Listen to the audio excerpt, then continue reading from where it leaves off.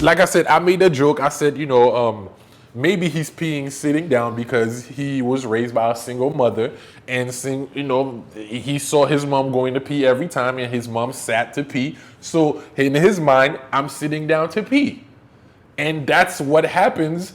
When sometimes you don't have a male figure around, and when you have a single mother who's tired, who don't have time to just, hey man, wipe down the seat. La fait petit garçon chita. Because I ask single mothers all the time, do you have a little stool in your house? No. So how does your son pee?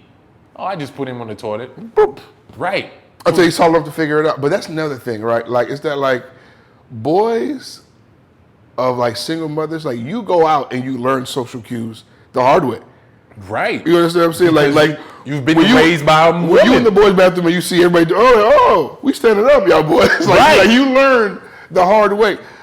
You know what I realized, like on retrospect, like my mother, people say, well, you just said that you don't know if a single mother can raise a man. And it's my mother definitely tried to raise two things, right? The kind of man that she'd respect and my anti-father.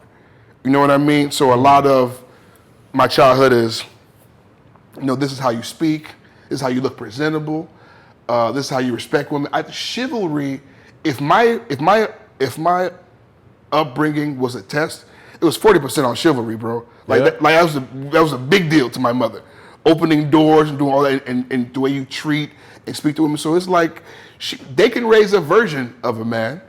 A version. You understand what I'm saying? But like, there were some of those intangibles. Right. There are a lot of unspoken rules in the man's world. When and where and how to be aggressive is some shit that's essential. Right. And it's like when you have to learn that in your 20s. And your father has to tell you that. But that's the thing. So you learn in your 20s, you're handicapped. Right. You're handicapped. That is so because true, that now that you have niggas who fight for no reason. Right. Or bitches. Right. You understand what I'm saying? And it's like because you don't know when, where, how. And it's funny because I had to learn that myself, but I was fortunate enough to learn that when I was about 13, 14. But then again, they put you in boxing to harness that shit. No, I put myself, bro, I swear to God, bro, I came in this country in 2001. I was 14. First day of school in America, bro, I saw a fight.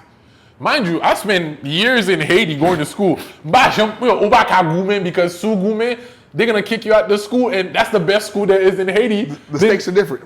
School is free here. Nobody gives a fuck about it. So I saw a fight, blood everywhere, eyes popping out. I was like, welcome to America. Bro, so I signed up for boxing. I told my mom, like, Mom, what made him not box? She was like, no, I'm like, Mom, I don't care what you say, bro. I went because I wasn't 18 yet, and you got to be 18 or else, So she signed me up. I was being moody.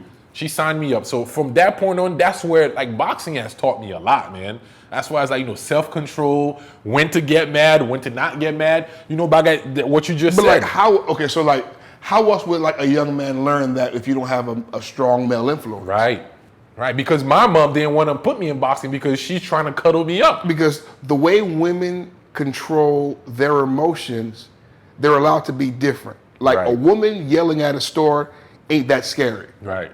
If you a nigga yelling at the front desk, you might go to jail. You need to calm the fuck down. Right. Because you're making people nervous. Right. You're making people uncomfortable. Right. Like a woman has to do a lot to garner that same kind of vibe. So if you aren't taught how to manage your shit and keep your shit cool. So do you think a woman can raise a man?